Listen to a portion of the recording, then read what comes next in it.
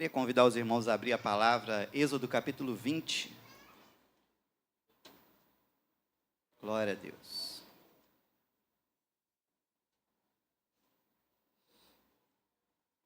Somos gratos ao Senhor por essa oportunidade de estarmos aqui juntos adorando a Deus. E é, claro, desafiador, né? Mas certamente o Senhor me entregou algo para falar para os irmãos. Êxodo capítulo 20, versículo 22. Glória a Deus. O Senhor nessa manhã tem confirmado a sua palavra através dos louvores. O nosso coração é altar.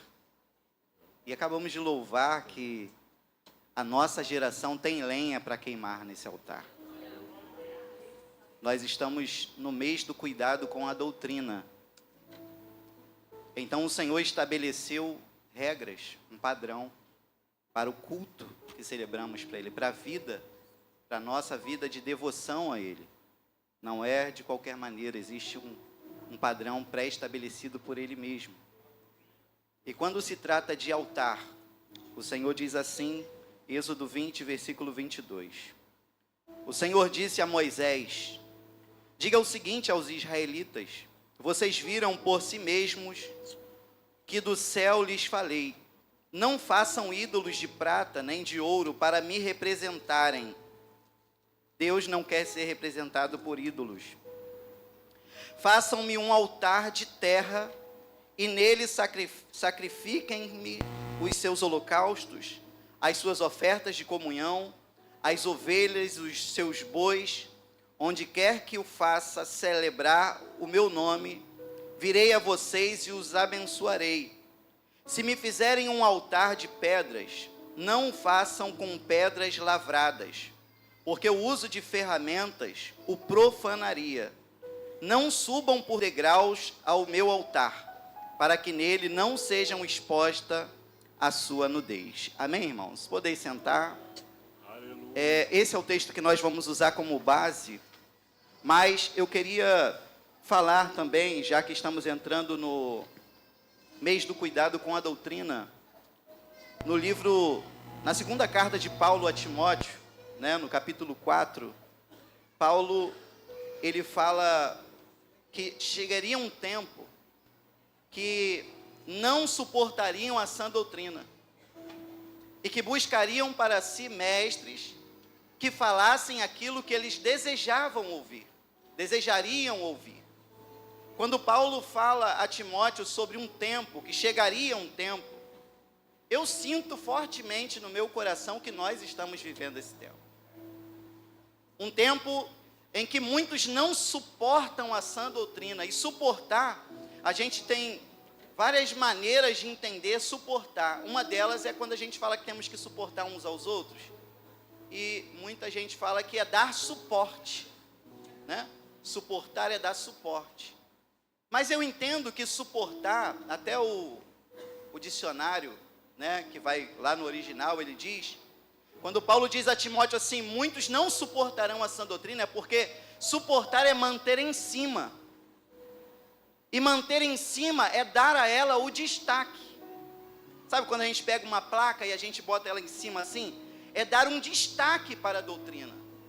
E a gente pode entender que, ou a gente, não suportando, não vamos dar o destaque, ou a sã doutrina vai estar tão pesada que o não suportar é o sentido de eu não aguento, é muito pesado para mim. Seguir esse padrão, seguir essas regras, é muito pesado para mim.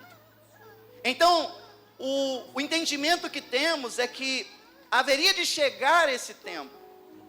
E Paulo ele não traz uma referência a um tempo escatológico. Não diz assim, chegará o tempo, no tempo do fim. Não, ele está falando que vai chegar um tempo. Mas a gente, quando olha as palavras de Jesus, as profecias sobre os últimos dias teriam sinais que deixariam claros para nós que nós estaríamos vivendo esses dias. Seriam sinais de guerras, rumores de guerras, de pestes, de fome. E tudo isso, quando a gente vê as notícias, né? a gente fala assim, Jesus está voltando mesmo. Caiu um avião, aí depois caiu outro avião, e Jesus está voltando. Geralmente tudo que acontece, a gente linka uma coisa com a outra. Jesus está voltando. Só que existem sinais que falam com muito mais propriedade para nós, assim, com muito mais firmeza e certeza para nós, de que nós estamos vivendo os últimos dias. Uma dessas coisas é o engano. Quando Jesus fala sobre os últimos dias, ele disse que esses dias teria muito engano nesses dias. Pessoas iriam dizer, olha, o Cristo está aqui, o Cristo está ali, não acreditem nessas pessoas. Ou seja, existiriam muitos falsos profetas, muitas heresias. Isso é uma marca dos últimos dias. E também a apostasia é uma marca dos últimos dias. A apostasia é o esfriamento do amor. E quando Jesus fala no Evangelho de Mateus assim, e por se multiplicar a iniquidade, o amor de muitos esfriará. Não é assim que ele fala?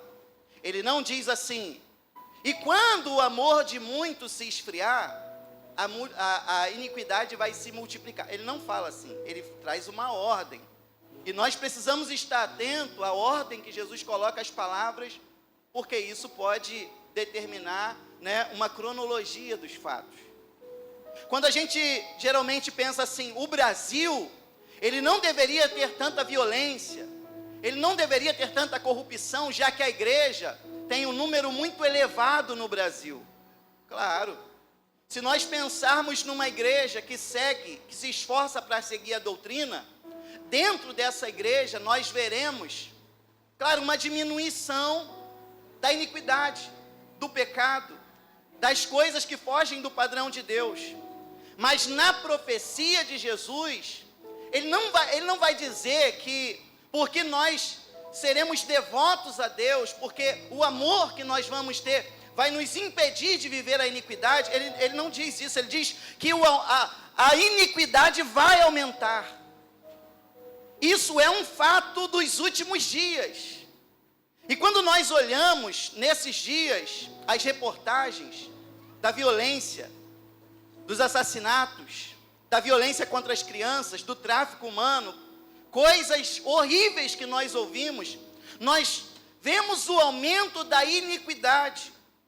E com o aumento da iniquidade existe um efeito naqueles que têm um amor genuíno, o esfriamento do amor. E o esfriamento do amor, a gente pode ver ele no sentido do afeto natural, do amor do marido com a esposa, dos pais com os filhos, dos filhos com os pais. E esse amor demonstrado em carinho, em honra, sabe? Nós podemos ver o esfriamento do amor, principalmente na questão da espiritualidade. E o esfriamento do amor na questão da espiritualidade é quando nós não damos mais a devida atenção à doutrina. Porque se para vivermos uma vida espiritual, na presença de Deus, depender de eu obedecer os seus mandamentos, de eu obedecer a sua vontade, se em algum momento eu desprezar a doutrina, as verdades bíblicas, das escrituras sagradas para a minha vida, eu vou viver esse esfriamento no amor, essa apostasia. E isso vai me influenciar em todas as áreas da minha vida. É muito importante nós destacarmos isso. E quando Paulo, ele fala assim, chegará um tempo em que não suportarão a sã doutrina, é o sentido de alguém que em algum momento estava levantando a doutrina, a bandeira da doutrina, vamos colocar dessa forma, e dando destaque a ela, dando primazia, dando, satisfação por ter ela nas mãos, pregar o verdadeiro evangelho na sua essência, na sua simplicidade. E em algum momento passar pela cabeça, eu acho que não está valendo muito a pena manter em cima essa doutrina. E eu não estou suportando mais. E aí as pessoas vão passar por uma nova transformação. Porque uma vez que nós vivemos uma vida ímpia, nós aceitando Jesus, nós vivemos uma transformação de mente, nós passamos a dar valor ao que antes não tinha valor para nós, a doutrina. Só que esse negócio de não suportar a doutrina é uma nova transformação de quem já foi transformado. É uma regressão. É nós regredirmos, é caminharmos para trás, dentro de um conhecimento que já nos foi passado, dentro de algumas verdades que já foram aceitas por nós, mas que por algum motivo repensamos nessas verdades e voltamos atrás. Buscando o quê? Aquilo que a gente gosta. Buscando aquilo que a gente acha melhor. E eu tenho falado muito sobre isso esses dias, que buscar para nós o que é melhor é sempre uma grande tentação. Porque ninguém se firma num lugar, ninguém cria raízes. Se você está aqui no Ministério Despertando Vidas, você está aqui porque você se sente bem, você gosta do culto, é uma bênção. Mas se em algum momento alguma coisa acontecer, que você não se agradar muito, eu vou embora dessa igreja, eu vou para outro lugar. Então as pessoas vão sempre buscando aquilo que é melhor. Uma pessoa está numa empresa, não para num emprego. Por quê? Qualquer coisa que acontece lá, eu vou buscar o que é melhor. E vai só piorando. Porque uma pessoa está dentro de um relacionamento, está num casamento, e algumas coisas começam a acontecer, não estou me agradando, sai de casa e eu vou buscar o que é melhor. E o pior de tudo é que essas pessoas que estão sempre buscando o que é melhor, vão buscar lugares onde tenham pessoas ensinando uma doutrina que ensine aquilo que elas gostem. Por exemplo, pode estar aqui porque o que importa é você ser feliz. Do que adianta você servir a Deus triste? Deus quer ver sorriso no seu rosto. Irmãos, corta isso hoje. Importa agradar a Deus e não aos homens, e esses homens incluem a mim mesmo. É muito mais importante o sorriso na face de Deus do que na minha. Se para glorificar a Deus eu terei que ficar triste, eu terei que chorar, que seja assim na nossa vida. Porque isso é o significado de aquele que quer vir após mim, negue-se a si mesmo.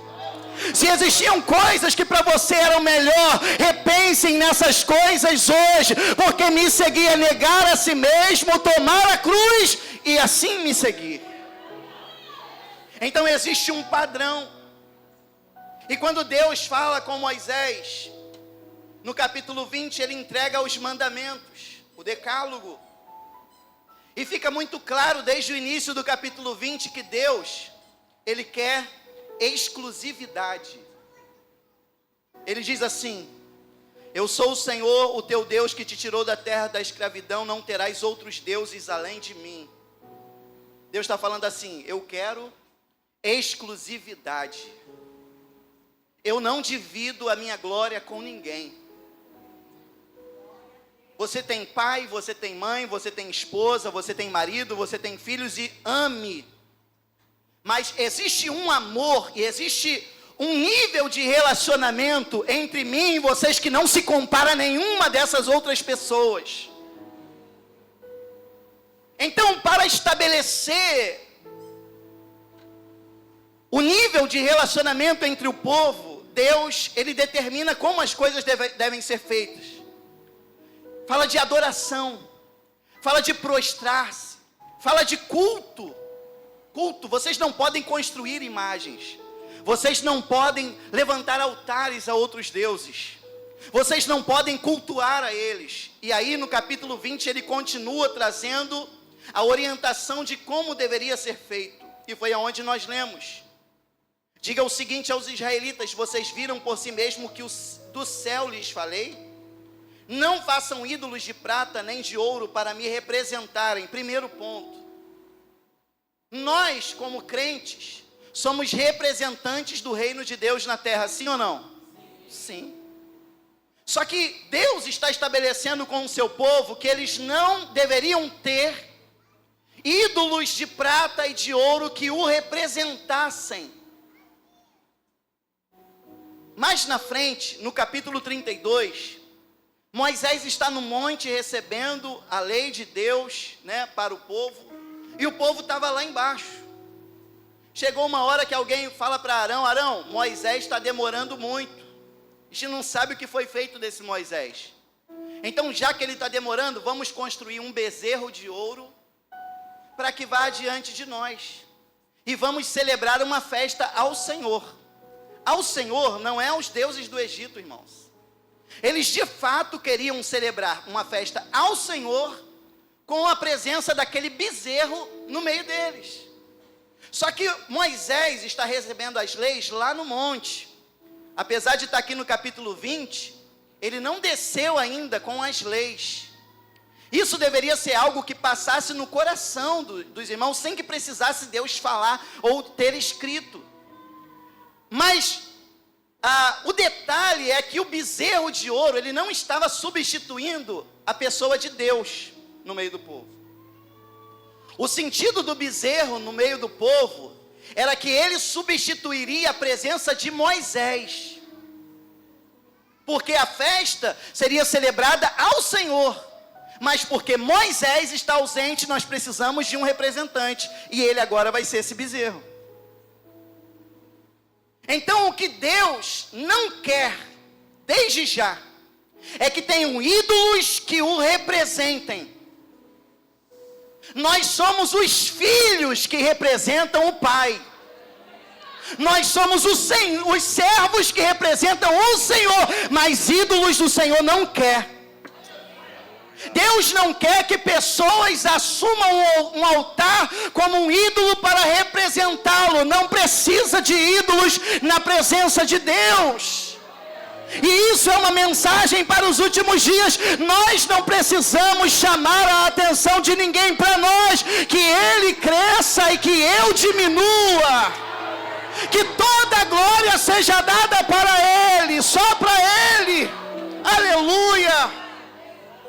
E isso não se resume apenas ao momento do culto. Tudo na minha vida precisa chamar a atenção para Deus.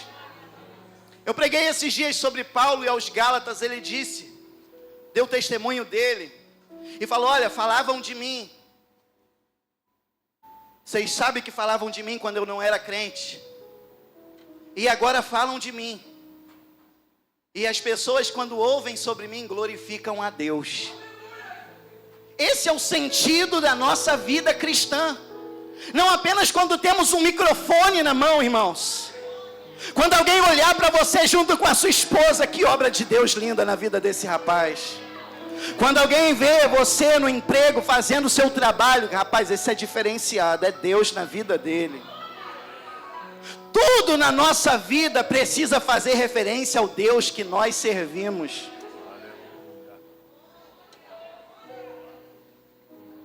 Então Deus não quer ídolos. Deus não aceita isso. E Deus, ele vai estabelecer aqui uma regra, um padrão para o seu altar.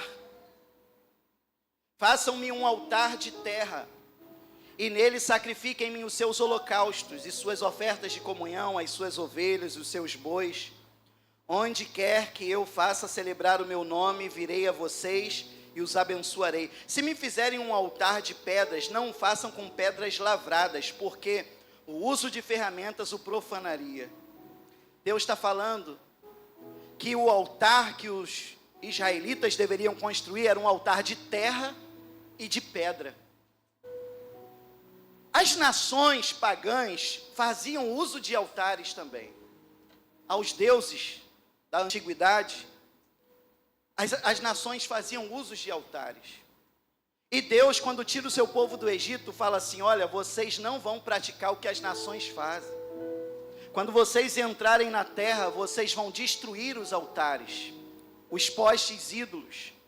Vão destruir todos os ídolos dos quais as nações adoram, servem, são devotas. Vocês não vão fazer isso. Só que, ao mesmo tempo que eles destruiriam esses altares, eles ergueriam altares ao nome do Senhor. E Deus está falando assim: o altar para mim é de terra, é de pedra, é simples. É simples. Desde o Gênesis, nós vemos que Abel usou altar. O texto não fala, mas se ele entregou uma oferta para Deus, teve altar. Noé teve altar. Abraão levantou altar. Isaac, Jacó levantaram altar. Moisés, no capítulo 17, quando venceu os amalequitas, não havia uma regra sobre altar, mas ele já tinha levantado um altar. Josué levantou altar. E ao longo das escrituras nós vamos ver que homens levantaram altar. Existem algumas regras. O altar é um lugar marcado, separado para encontro com Deus. O altar, ele é santo, é sagrado. O altar é um lugar de oferecer sacrifícios, ofertas, holocaustos. Um altar é um memorial. Aconteceu algo marcante. Deus manifestou um grande poder, nos deu uma grande vitória. Levantava um altar em memorial. Não podia estar em desordem o altar. Um grande exemplo disso é Elias no capítulo 18. Existiam ali vários profetas de Baal, centenas deles, e de Azera. E eles passaram a manhã inteira clamando ao Deus deles. E se retalhavam e gritavam. Até que chegou um tempo e Elias falou: agora eu vou clamar ao meu Deus. E com Elias nós temos uma grande exemplificação do que é um culto para o Senhor. Do que é um altar santo. Do que é um altar onde Deus ele tem prazer em se manifestar. Não tem nada a ver com multidão. Hoje temos um grande número aqui. Mas na palavra de Elias nós temos o exemplo de que poderia ser uma pessoa só. Ele era um e eles eram centenas. O Deus deles não respondeu. Outra coisa que a gente aprende com Elias, que não precisava ficar uma manhã inteira clamando. Precisa apenas ter uma vida inteira na presença de Deus. E a sua oração vai ser curta e Deus vai se manifestar. Outra coisa, quando Elias vê assim, ele olha para o altar, ele tem o discernimento. Deus não vai se manifestar nesse altar. Eu posso ter minha vida com Deus, eu posso ter vida de oração, mas nesse altar aqui, todo desregulado, quebrado, Deus não vai se manifestar nesse altar. Então Elias foi lá, com toda a paciência, ele colocou o altar em ordem, ofereceu a sua melhor oferta e Deus veio sobre o altar. Deus não se agrada e não vai se manifestar em altares de qualquer maneira, desordenados. Deus não quer que a gente trate o altar de qualquer maneira, né? Isso está claro em Elias, mas ele ainda traz um detalhe no capítulo 20 de Êxodo. Você não deve, aqui vou ler, ó. Não subam por degraus ao meu altar, para que nele não seja exposta a sua nudez. Tem que ter decência, tem que ter ordem, para que o altar seja santo, seja sagrado. Não pode ter vergonha à mostra. Aquilo que é intimidade não pode estar às claras para todos. E isso fala sim das nossas vestes. Fala sim do nosso, sabe, é ter um padrão, irmãos. É ter decência na presença de Deus mesmo. E quando eu disse aqui no início que chegaria um tempo em que as pessoas não suportariam a sã doutrina, é porque é insuportável para alguns a gente chegar aqui na frente e falar assim: Deus exige decência. Existem coisas que não estão batendo. Não tem como chamar de santo uma coisa que é uma cópia do mundo. Não tem como. Deus não quer. E eu quero trazer aqui, por exemplo, um detalhe. Deuteronômio 12. Pouco se fala disso aqui, olha bem.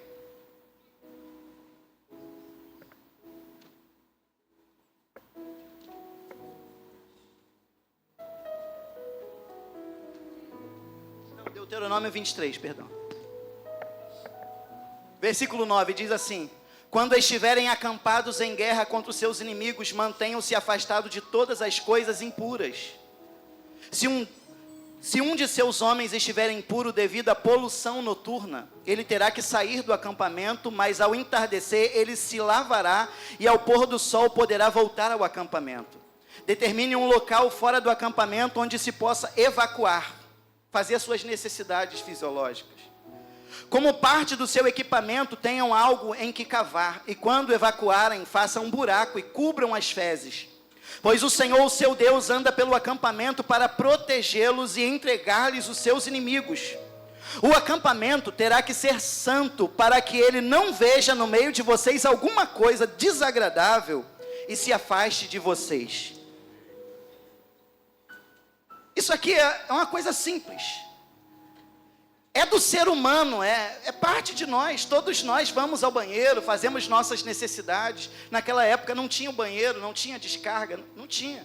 Então Deus falou assim: vocês tenham junto do equipamento de vocês algo, para que quando vocês tiverem necessidade de fazer as suas coisas, vocês cavem um buraco, façam suas necessidades, cubram. E isso fora do acampamento. Porque eu estou no meio de vocês.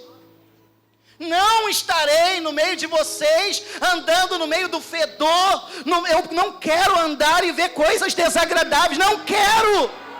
Eu estou no meio de vocês para dar vitória. Se eu ver uma coisa dessa, eu me afasto. Mas Deus, isso é tão natural, não importa. Se para você é natural, para mim é desagradável. Eu não permanecerei no meio de vós, se sentir esse aroma, se eu ver essas coisas. O meu altar é santo. Ebarás, mais uma vez eu quero gritar para todos ouvirem: santidade ao Senhor. Deus nos chama a viver uma vida santa, consagrada, pura, limpa. Cuidado quando alguém dizer não tem problema, não tem nada a ver, não. Para Deus tem tudo a ver. Para Deus tem tudo a ver. Glória a Deus. Não subam nos degraus, de forma que alguém, em vez de contemplar a minha presença, olhe para a sua nudez. Porque tem uma coisa que chama atenção, irmão, não adianta. Você não quer, mas se alguém está mal vestido, aquilo ali, irmãos, é um imã. Você tem que baixar a cabeça, você tem que olhar para o alto, você tem que se fazer de maluco, porque não é que você quer, o negócio chama, atrai. É uma coisa fora do contexto. Fala para o seu irmão, não fique fora do contexto. Esse contexto aqui é santo. O altar, deixa eu ver aqui, sou muito ruim nisso, esposo. Deus quer exclusividade. Não quero que ídolos me representem. O altar era a base do culto para Deus. E o altar nos representa, irmãos. Nós somos o altar. Os pagãos colocavam o altar e em cima do altar um ídolo. Deus falou assim, não quero ídolo. É só o altar, é suficiente. Eu estou sobre o altar. Glória a Deus. Agora, irmãos, a terra e as pedras brutas no altar nos representam, é a simplicidade. Deus disse assim, vocês não podem usar ferramentas para lavrar as pedras. Quem fazia isso eram os pagãos. Os altares, as pedras eram trabalhadas. Deus está falando assim, se vocês usarem ferramentas nas pedras do altar, isso vai torná-lo profano. O que significa isso? Eu posso trabalhar na pedra e fazer um altar certinho, no esquadro, no nível, padronizado. E Deus está falando que quer uma pedra sobre a outra, assim, um negócio meio bruto. Sabe por quê? Ele não quer que ninguém fique forçando a barra ou manipulando para parecer certinho. O culto a Deus, irmão, não precisa parecer certinho para os outros. Deus nos conhece. é terra, Adão veio da terra. Deus conhece a sua criação, Deus te conhece. Não precisamos forçar a barra, não precisamos manipular para que Deus se manifeste. Ele quer originalidade, simplicidade, menos hipocrisia, mais originalidade. Aleluia. Deus não quer que a gente force a barra. Jesus fala sobre os escribas e fariseus, sepulcros caiados. O que é isso? Pedras bem feitas, bem ornamentadas, mas eles são podres por dentro. Não tente manter a aparência, parecer ser uma coisa que você não é. Paulo diz aos Coríntios: eu não quero que ninguém pense mais sobre mim, além do que de mim vê ou de mim ouve. Eu não quero que as pessoas pensem que eu sou o máximo, eu não sou. Dos apóstolos eu sou o menor, dos pecadores eu sou o maior. Não pensem que eu sou o máximo. Eu não sou o melhor esposo, mas eu me esforço para ser o melhor. Eu não sou o melhor pai, mas eu me esforço para ser o melhor. Eu não sou o melhor pastor, mas eu me esforço para ser o melhor. Eu não sou o melhor pregador, mas eu me esforço para ser o melhor. O melhor de quem? O melhor de mim. Eu não sou melhor que ninguém, mas eu me esforço para ser melhor o de mim a cada dia. E é assim que deve ser a nossa busca. Aleluia. Glória a Deus. Aleluia.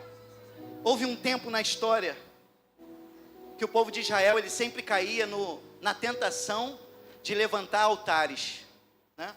A gente vai ver isso nas histórias bíblicas. A tentação de Israel era sempre ver um altar a Baal, Astarote, Moloque e tantos outros deuses do Antigo Testamento. A gente vai ver que em vários momentos o povo de Israel, ele vai se prostituir espiritualmente. Aquilo que Deus estabeleceu no princípio: eu quero ter um relacionamento íntimo entre vocês, eu não aceito um relacionamento fora. Então o povo de Israel, em vários momentos da história, vai levantar outros altares. E Deus, nesses momentos, sempre vai levantar alguns valentes, corajosos, que vão destruir os altares. E nessa história tem um que se chama Ezequias, o rei Ezequias, um dos reis de Judá, que quando assume o reinado, a primeira coisa que ele faz é restabelecer o culto ao Senhor.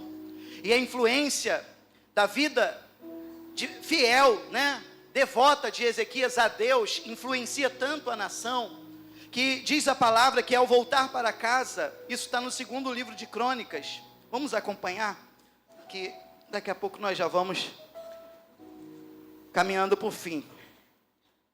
Ele influencia tanto a nação de Judá, no capítulo 31 do 2º livro de Crônicas, que esse povo, depois de participar da Páscoa, Ezequias, ele não estabelece que eles tinham que ir para casa e destruir altares, mas eles estão tão próximos de Deus, eles têm o seu coração tão avivados em Deus, que ele diz assim, 2º livro de Crônicas, capítulo 31, quando a festa acabou, os israelitas saíram pelas cidades de Judá, e despedaçaram as pedras sagradas, e derrubaram os postes sagrados.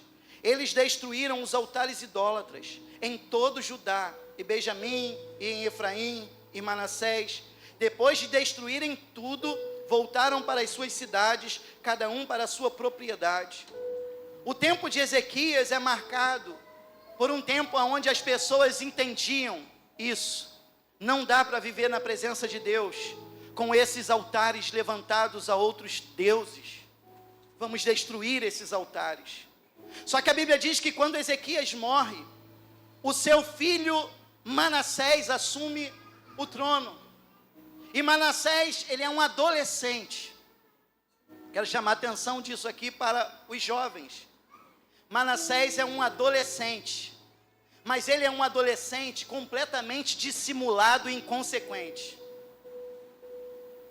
Para a gente fazer coisas horrorosas, não precisa a gente ser velho, não. Às vezes nós somos jovens, bem jovens, e já somos muito desviados de Deus. E o interessante é que Manassés é filho de crente. Uma pessoa que é uma referência do Antigo Testamento de alguém devoto a Deus. Teve os seus erros, os seus tropeços. Mas se alguém for falar do rei Ezequias, o rei que orava, que buscava a Deus, que tinha comunhão com Deus, tinha intimidade com Deus.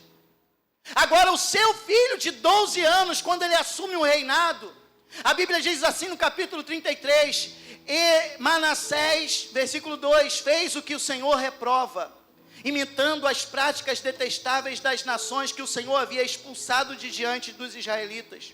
Reconstruiu os altares idólatras que o seu pai Ezequias havia demolido. Ergueu altares para os Baalins e fez postes sagrados. Inclinou-se diante de todos os exércitos celestes e lhes prestou culto. Todo o legado do seu pai, Manassés jogou no lixo. Meu pai era um homem servo temente a Deus, mas a minha vida é diferente, a minha vida é a minha vida. Eu vou fazer diferente, eu não sou obrigado a fazer o que o meu pai fazia. Eu não sou obrigado a ser crente que nem o meu pai. Eu não sou obrigado a ter um relacionamento com Deus como o meu pai tinha. Então esse dissimulado, inconsequente, ele começou a levantar os altares que o pai dele tinha destruído. E ele começou a levantar altares. E não somente isso, versículo 4, construiu altares no templo do Senhor, do qual o Senhor tinha dito, meu nome permanecerá para sempre em Jerusalém. Nos 2 pátios do templo do Senhor, ele construiu altares para todos os exércitos celestes, chegou a queimar seus filhos em sacrifício em Hinom. Ele pegou uma imagem que ele tinha esculpido e colocou no templo de Deus. Ele podia fazer isso, irmãos, na nação. Ele podia fazer isso nas esquinas das ruas. Mas ele era tão inconsequente que ele falou assim, não, eu quero fazer isso dentro da igreja. Ele podia colocar os ídolos nos montes. Mas ele foi tão, irmãos, irresponsável que ele falou assim, não, eu desejo, eu quero ser o contraditório. Eu vou fazer isso dentro do templo. E ele levantou altares no templo, colocou uma imagem no templo. Sabe o que Deus está fazendo, irmãos? Olhando do céu e falando assim, eu quero ser a sua exclusividade, Manassés.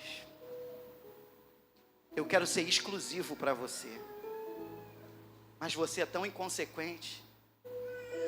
Você tem prazer em me desagradar. Você tem prazer em fazer coisas que me entristecem. Mas eu quero ser exclusividade na sua vida. Manassés chega a sacrificar os seus filhos a ídolos. Irmãos, é muito decadente a situação de Manassés. Só que não para por aí. O segundo livro dos Reis, capítulo 21, 16, diz que Manassés derramou tanto sangue humano em sacrifício naquela cidade, que a cidade se encheu de sangue. Você caminhava na cidade, o seu sapato, a sola dele sujava de sangue, de sacrifícios humanos que Manassés fazia todos os dias na cidade.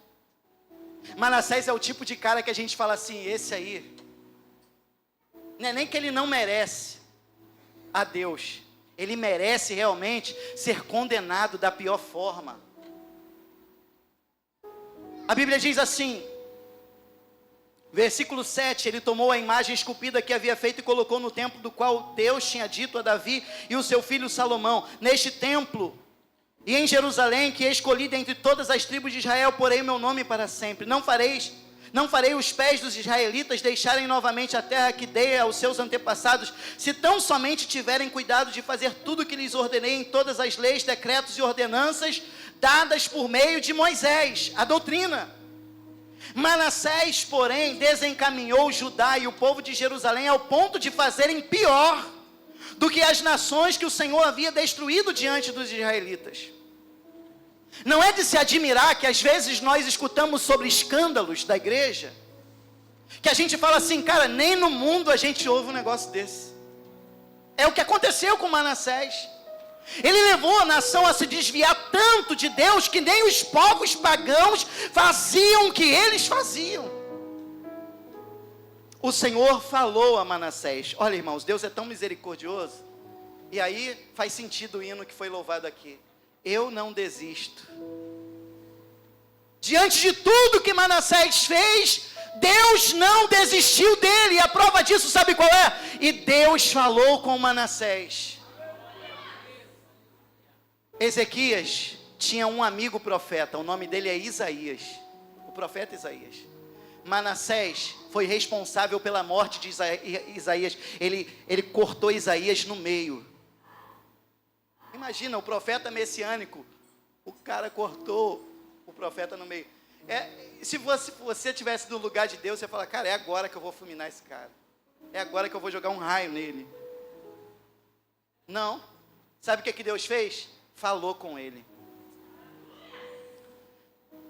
Mas não lhe deram atenção, não lhe deu atenção. Por isso enviou contra eles os comandantes do exército do rei da Síria, os quais prenderam Manassés, colocaram-lhe um gancho no nariz e algemas de bronze e o levaram para a Babilônia.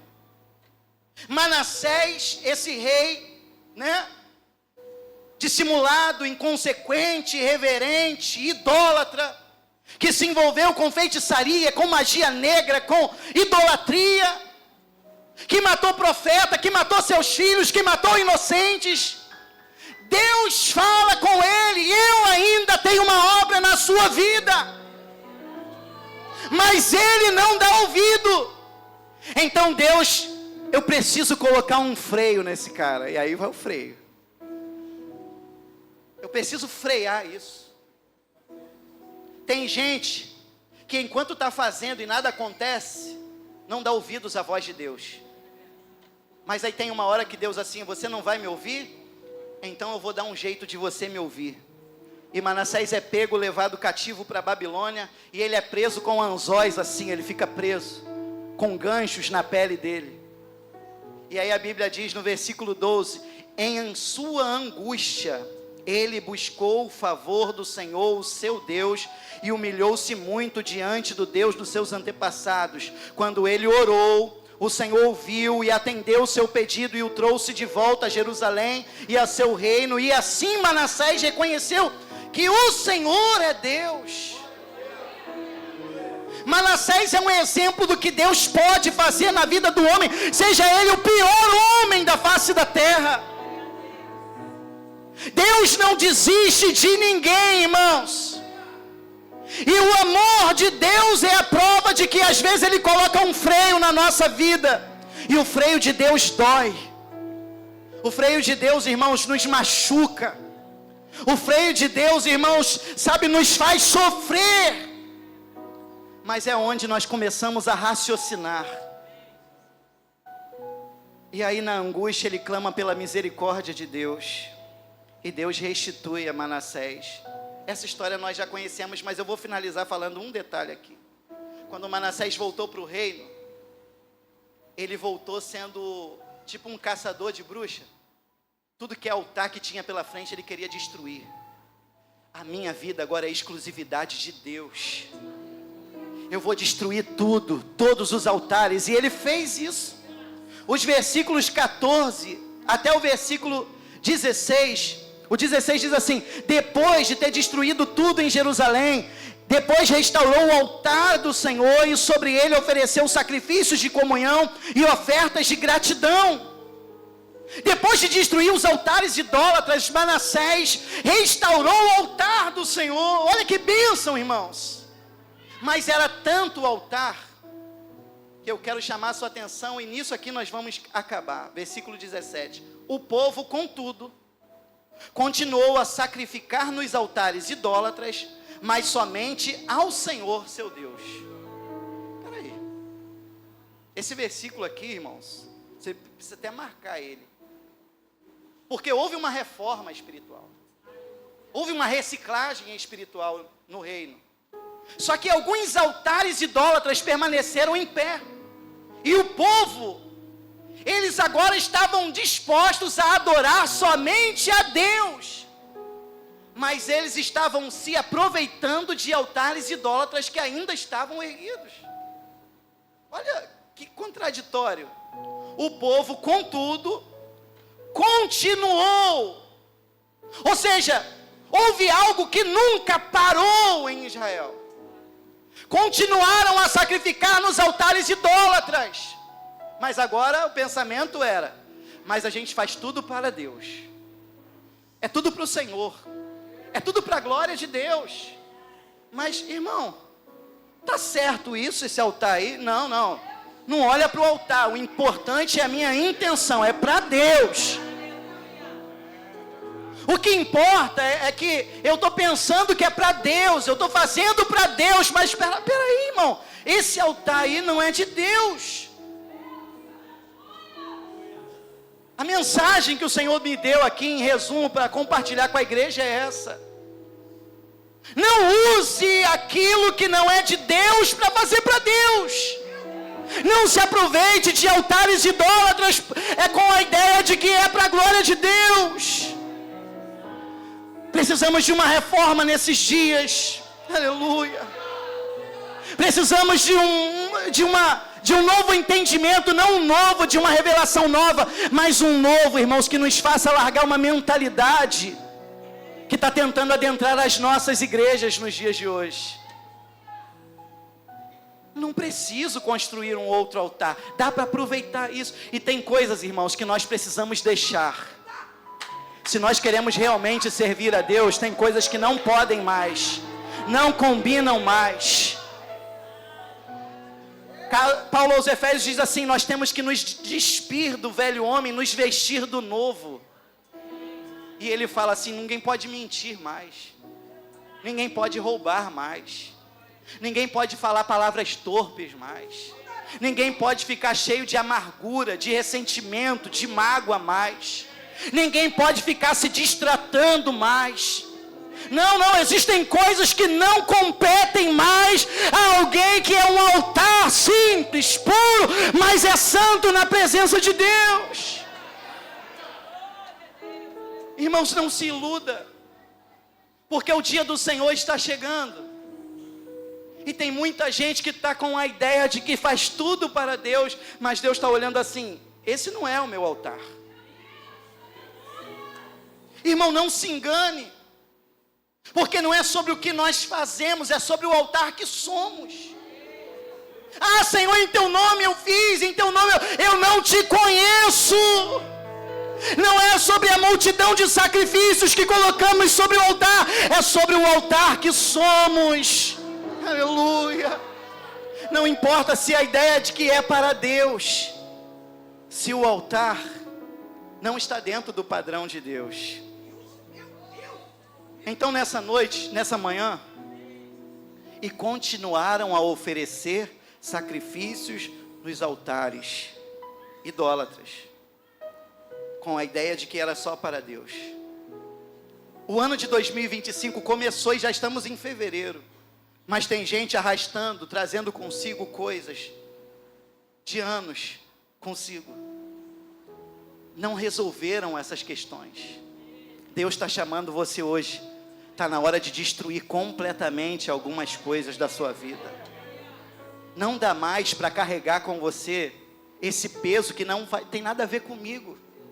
E uma dessas coisas é a mágoa, o ressentimento, as mentiras. Não adianta ficar lavrando pedras para o altar ficar bonitinho. Deus está vendo assim: não precisava ser tão bonito, só precisava ser verdadeiro. Deus está procurando os verdadeiros adoradores que o adoram em espírito e em verdade. Aleluia.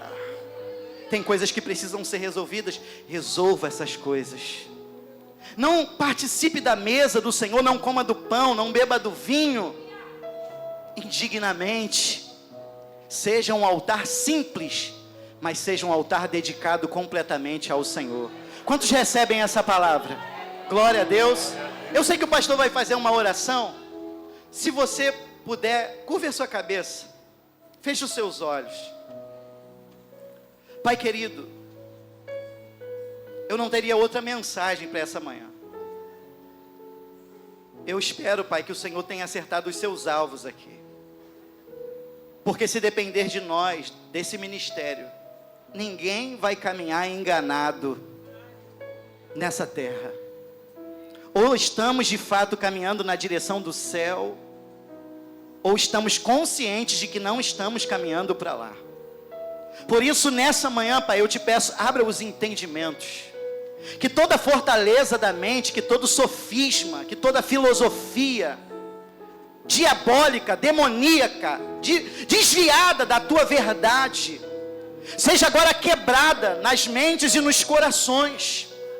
Pai querido, que ainda que um dia estivemos completamente presos em um sistema, numa mentalidade pervertida, corrompida, dissimulada como Manassés, nos levanta hoje, Senhor, prontos para destruir qualquer altar que não seja o teu nome. E eu te peço hoje, Pai, em nome de Jesus, nos ajuda a viver uma vida limpa, pura, que de fato agrade ao Senhor, em todas as áreas da nossa vida, sem mentiras, sem falsidades, sem hipocrisias, sem infidelidades, sem traições, sem deslealdades. Em nome de Jesus, Pai, toma este marido, essa esposa, toma este jovem nas tuas mãos. Toma esse obreiro, esse ministro da tua casa nas tuas mãos. Nos eleva para um tempo onde a espiritualidade seja, Pai querido, um efeito do nosso comprometimento com a sua sã doutrina.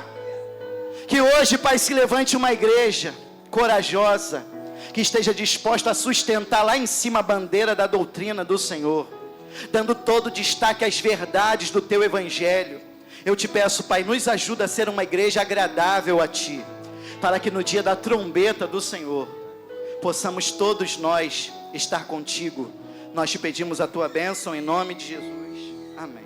Eu agradeço a oportunidade.